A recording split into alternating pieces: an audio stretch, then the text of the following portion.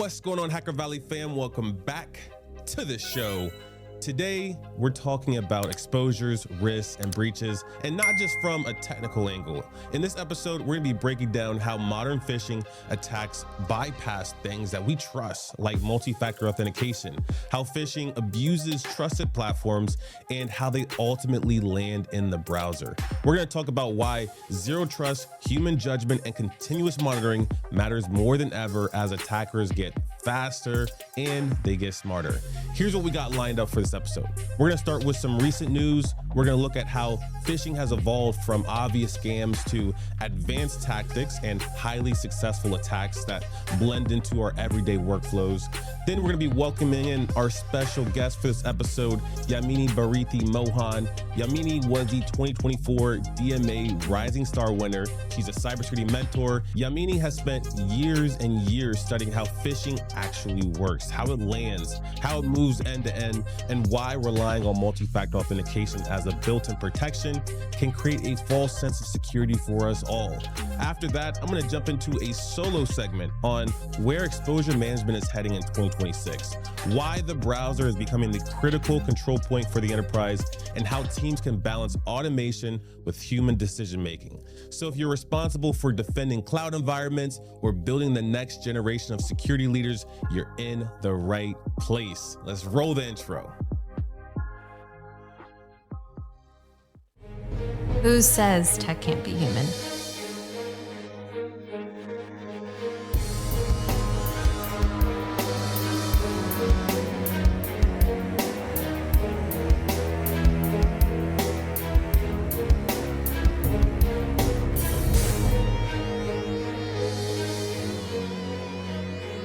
All right, we are back and kicking things off with some news. In this recent news article titled, Microsoft hits global virtual desktop cybercrime phishing platform, Red VDS, caused phishing chaos and resulted in millions of losses. Authorities, they have dismantled one of the most dangerous cybercrime platforms fueling phishing, fraud, and business email compromise around the world. Here's what went down. Microsoft, Europol, and German law enforcement seized and took offline the infrastructure of Red VDS, a subscription-based cybercrime service that rented out disposable Windows cloud servers to threat actors for as little as $24 a month. These cheap throwaway virtual machines, they were used to launch massive phishing campaigns, host scam tools, and also stage fraud schemes that contributed to over $40 million in reported losses in the US alone since 2025. But wait, there's more. Attackers, they weren't just blasting out lame spam and phishing campaigns.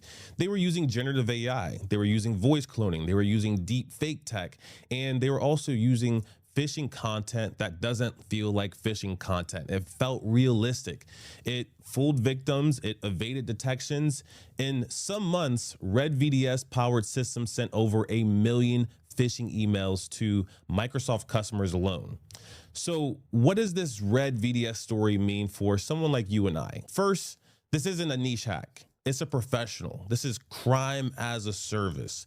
And this is an economy where cyber criminals, they can access cloud infrastructure, AI, and automation that once required a big team or a nation state. This makes phishing and business email compromise attacks faster, cheaper, and harder to stop using old defenses. Second, the fact that attackers are using automation to control and rotate virtual machines to avoid detections shows how threat actors are now like the enterprise. They're moving just like you and I. They're focused on scalability. They're focused on demand and building containers and systems on the spot, and they are resilient. So this news should be a wake-up call that modern phishing isn't modern anymore. It's advanced, and it's global infrastructure that attackers are using to evade and detect when they are detected and quickly adapt to exploit trust at scale. For defenders, this is a shift in mindset that we all need to have. We have to design defenses against infrastructure level attacks. We need to integrate visibility into the browser because that's ultimately where the action is happening. And we need to pair automation with human judgment. I feel like we've kind of gotten away from that last year by the AI frenzy and all the hype that came along with trusting the AI. We need to trust ourselves, because if attackers can rent AI supercharged cybercrime platforms in just a few clicks, then defenders, we need to layer our defenses and also put a lot of human interaction and judgment on top, because these are going to be things that are uncanny in nature. So if this story feels uncomfortable and a little bit familiar, that's because this is already happening to real organizations. So to better understand how to spot and stop them, we're bringing in our guest for today, Yaamini Barathi Mohan. Let's get into the interview. So coming from a IT focus, what was it about it that was so attractive? Because you probably made some life altering decisions. Said I'm gonna not go so exclusive on IT, but I'm gonna focus on this one thing. Was it like the hacking part? Was it the defense? Was it team? Money, maybe? No, I was always a math nerd. Like I used to do math for fun. To take a break, I used to sit and do math. That's how nerdy I was. So it was the algorithms and the math in cryptography that kind of drew me into this. Uh, but behold, I never did anything to do with cryptography once I was done with masters. I was always into the prediction security, product security side. I was never into cryptography or anything to do with it. But yeah, that's what pulled me into the industry to start with. So one of the areas I know that you have a lot of experience with is Microsoft 365. I feel like that whole product suite might mean a lot to a lot of different people. Some people might call it a productivity suite or a collaboration suite. What exactly is it? Because I think in order to talk about the security aspects of it, we have to first define what it is, or and even maybe even what it isn't. To me, Microsoft 365, or even it was email security, I worked for years in this, mainly focusing on phishing attacks, detecting and defending against phishing attacks. So that is the Microsoft M365 that I'm very much focused on, the email side of things. What kind of links get in, what kind of links get blocked, because they have their own security tools in place, like their inbuilt security features that they come with. So that is what my focus has been for years now. And now phishing evolving into advanced phishing, which they're calling phishing 2.0, and how Microsoft kind of detects or does not detect this is kind of like my focus area. I always like an upgraded version. Phishing 2.0. What is Phishing 1.0? What's Phishing 2.0? What are the differences? So, phishing 1.0 is something that we are all very aware of. The poorly crafted emails that we get with typos that you can spot miles away. Those are phishing 1.1. Phishing 2.0 are AITM, BITM, Beck, ClickFix, all these are advanced. Ones that are extremely new to the industry are difficult to spot because they use reputable domains like Microsoft's, Google. I saw recently there was an attack with PayPal domain. So these are kind of like these advanced fish attacks that are difficult to spot because of various reasons, which I'm sure we'll get more in detail, in depth into. So these kind of encompass phishing 2.0. And these have grown, I believe, at a rate of 500% since the end of 2024, according to APWG, till the end of 2025. So, and there have been tremendous success rate for these attacks as well. When I was working in the source space security orchestration automation response, I was so excited because like there was so many amazing phishing solutions. And I was like, okay, just adding automated playbooks on top, like now this problem is gonna go away. But it didn't. It felt like, it kind of stayed with the same intensity, same velocity. Why does it feel like this problem just doesn't necessarily ever go away in the same extent? Like, like AI has come along and, now people don't need to take notes as much as they wanted to. Maybe they could just use AI to help with that. But it doesn't seem like phishing, we got that same level of benefit from automation. I would say automation would help you with the attacks that you you as in like the organization is already aware with, like phishing 1.0, like the ones that you already know these are attacks that you've seen time and again, and you have a detailed response to this. I believe automation would help you there. But newer threats, newer attacks, 0-day attacks, these aren't places that you can essentially automate the response. This is where you need a human to be in the loop. You will have to stay ahead of this. Also, to add to, there is no way we're going to be able to stay ahead of all these new threats. It's impossible to keep up with these, because, like you said, with AI, it's getting easier for us. It's getting easier for the attackers. They are drafting sophisticated attacks that are difficult to spot. I would say to incorporate principles like zero trust in your security posture, in your entire architecture. However, you want to kind of layer your tools, I would suggest that incorporating zero trust principles in your overall security posture could be a way to deal with these 0-day attacks and new threats emerging every day. There's best practices like zero trust. I would highly recommend everyone to look into that. Hopefully, you already are pretty familiar with it, especially listening to this show. But what about the misconfigurations? Like, what are those things that, even looking at Microsoft 365 from the email perspective, what are the things that we should have done on a security perspective, let alone, the users, because that's a whole different ball game. So I would suggest that making sure your cloud setup, like your entire configuration, is being monitored continuously. I don't want to pinpoint on a specific rule, because I don't think there is one rule that we can use to stop this set of attacks. I don't think, at least now, there's no such one rule that you can focus on. But kind of something that has been overlooked is, I would say, the overuse of MFA and SSO, because I believe as an industry we feel that that is the gold standard. If we implement MFA and SSO, then we are safe. I have worked with companies to help them with phishing attacks, where I've heard leaders say the sentence over and over again, where they're like, I don't know what's wrong. All my employees use MFA. How did this attack get in? So, what we need to understand is MFA would have been fine a few years back when attacks could not bypass MFA. But now attackers are drafting attacks that bypass MFA. It's designed to bypass your MFA and your SSO.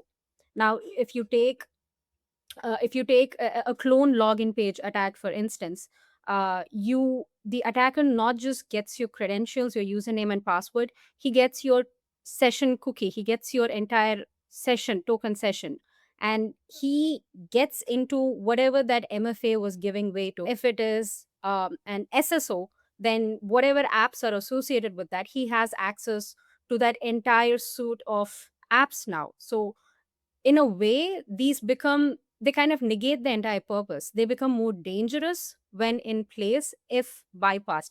And I believe there's so many tools out there. Even script kiddies are able to do this with tools like Evil Jinx and Modiksha, like simple tools that are just out there.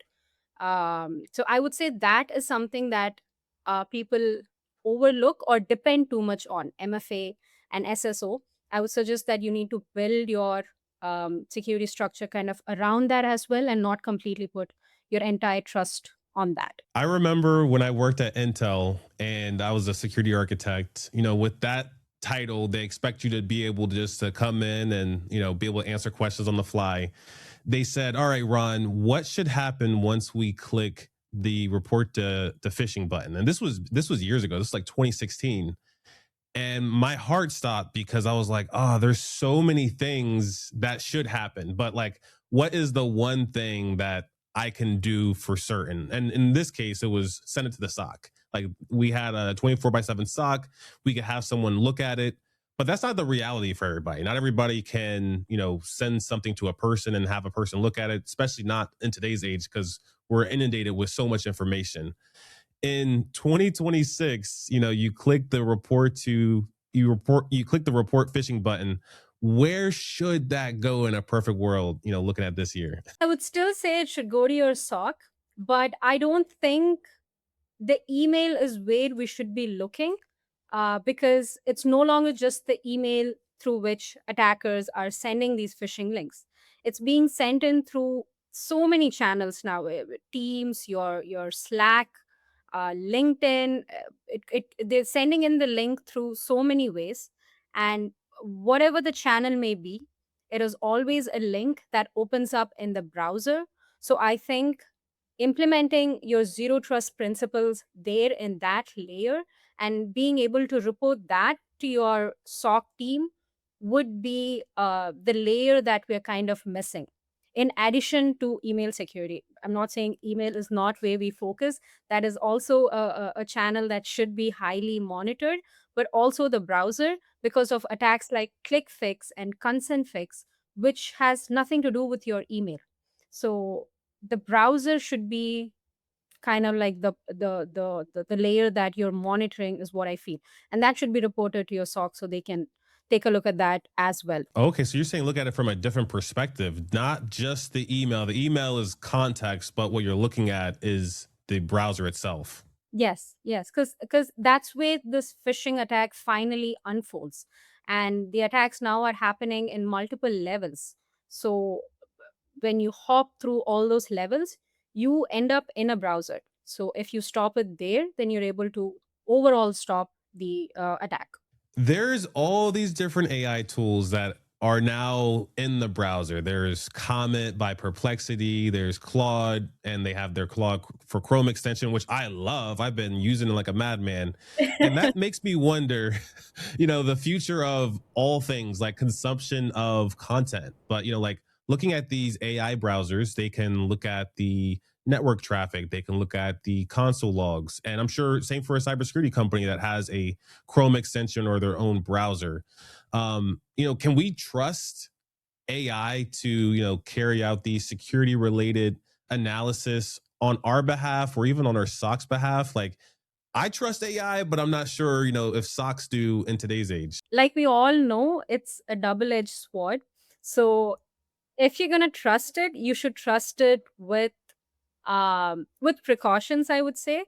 um, you should take your own time. I mean, even if we had like a normal tool, we would take some time to kind of tune the rules, right, to be able to for it to perform in accordance with our company policies, our team's expectation.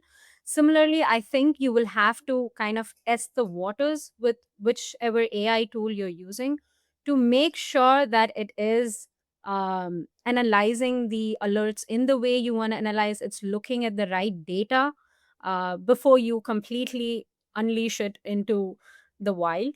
But one way I think you can use AI to, when it comes to alert analysis specifically, is it can tremendously reduce the alert fatigue, is what I'm noticing. With some of the research that we've done and tried, I've noticed that you can AI has the capacity to kind of correlate various alerts to give you one final alert rather than pinging you for multiple things. This is a place that I've seen AI being helpful when it comes to SOC analysis.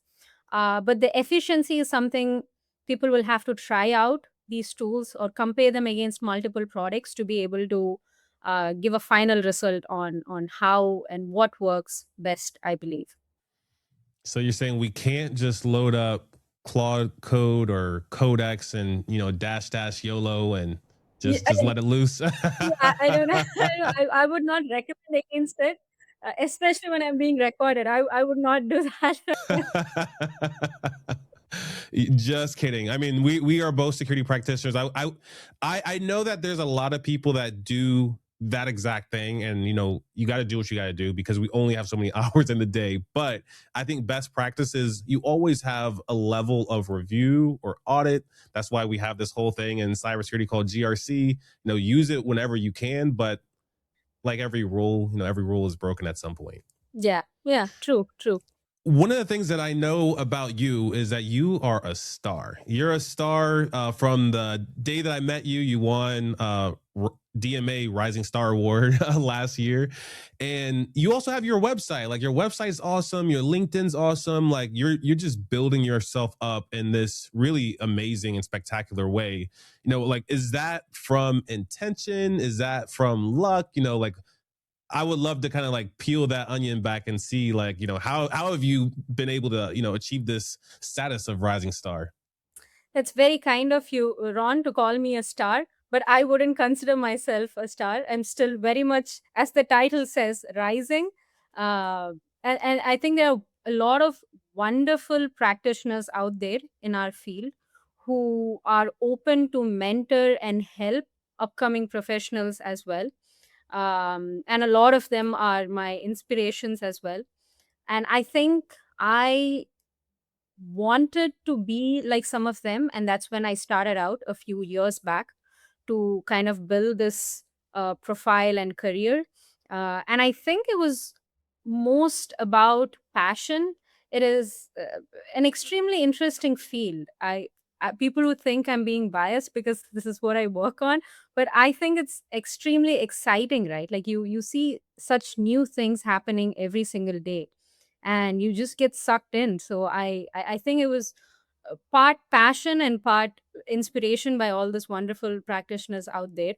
And I'm still in that path, and I hope to grow further and give back to the community and industry as much as possible.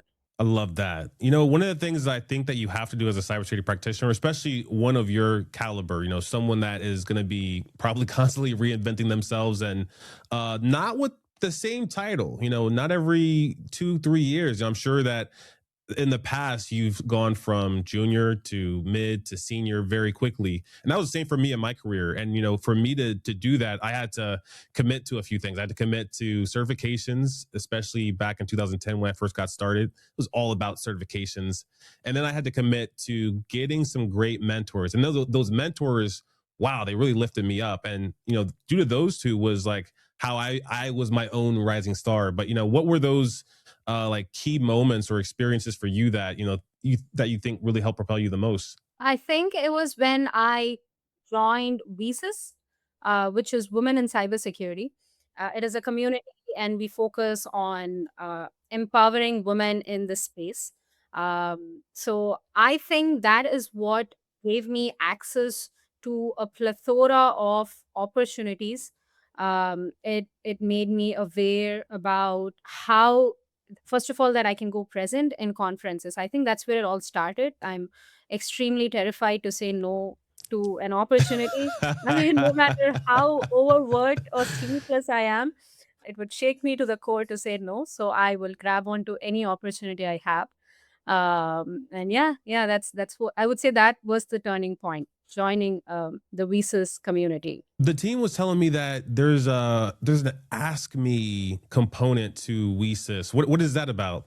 So Ask Me is not part of Visas. Ask Me is a separate platform, and that is kind of like TopMate. It's a platform for mentors and mentees to connect.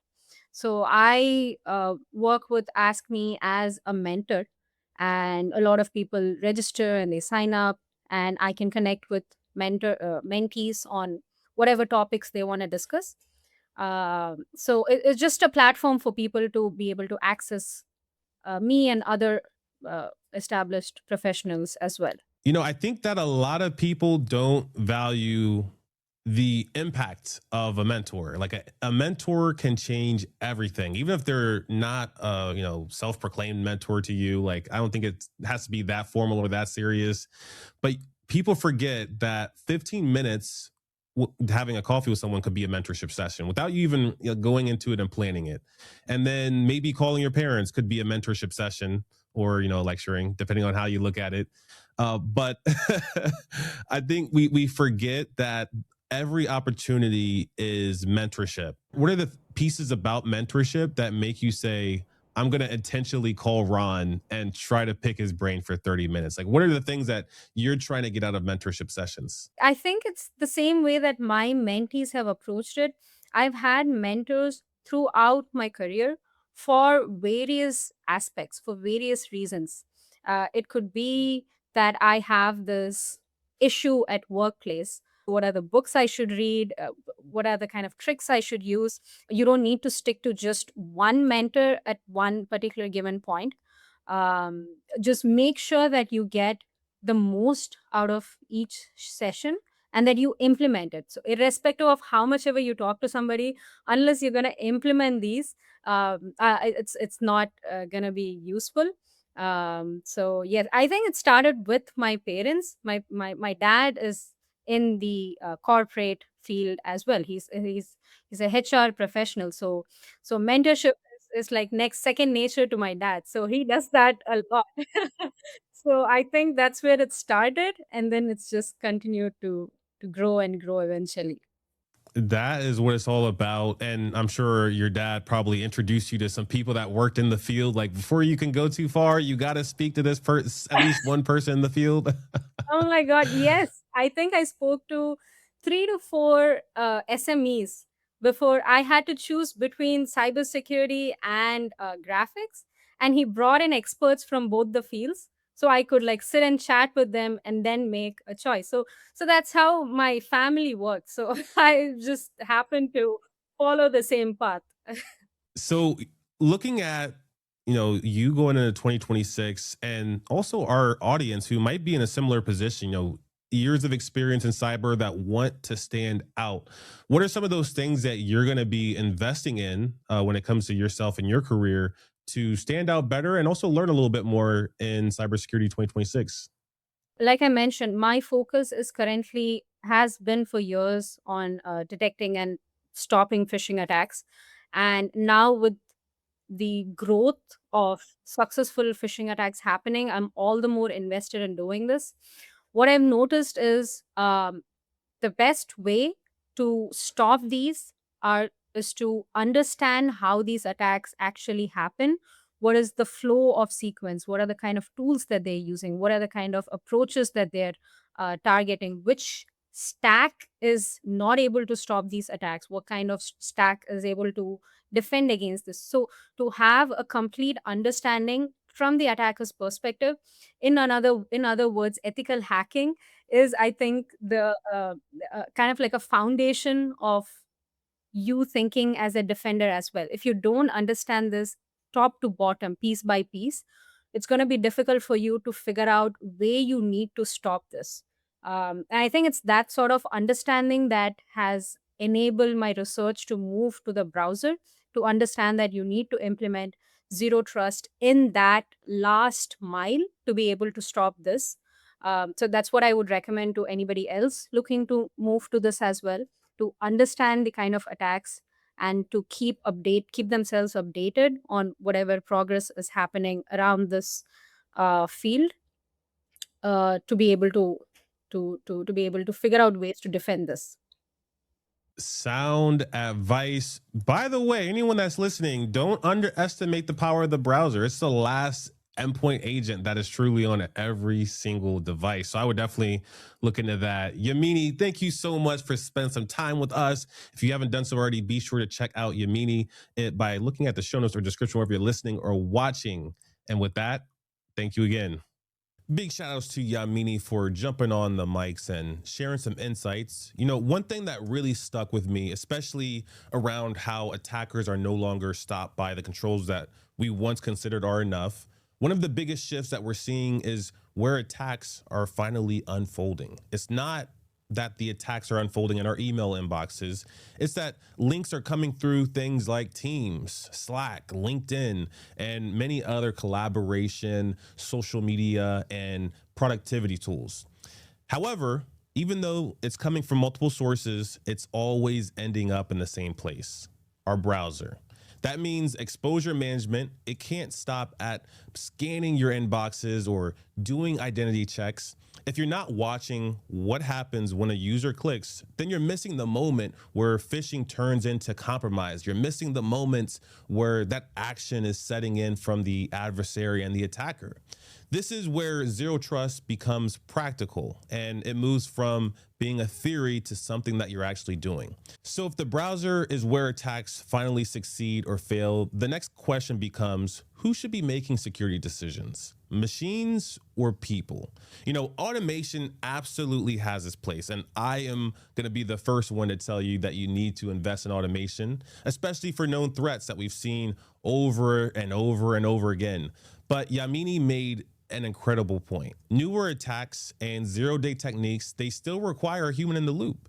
Attackers, they're using AI too, and they are moving fast. Where AI shines is reducing alert fatigue, correlating signals, cutting down all the chaos, and helping us focus on the areas that actually matter to us. But deciding what to shut down, when to revoke an access, how to respond across systems that actually take human judgment, that's where things get a little complicated and difficult. We can't use automation for that. We got to use ourselves. AI and automation, they're going to bring these insights and realizations to our doorstep, and it's going to be on us, the humans, to be doing this continuous exposure management process until we see the same things over and over and over again. But since 2023 and the advent of ChatGPT, things have not been the same. It's going to take us a while to understand the signals and to normalize all of the new activity that's happening through AI. So we have to use our own judgment for the time being. If there's one thing that you should take away from this episode, let it be this. Modern attacks, they don't fail because the teams lack the tools. They succeed because trust is misplaced, visibility is incomplete, and people are expected to rely on single controls like multi-factor authentication to do all the work.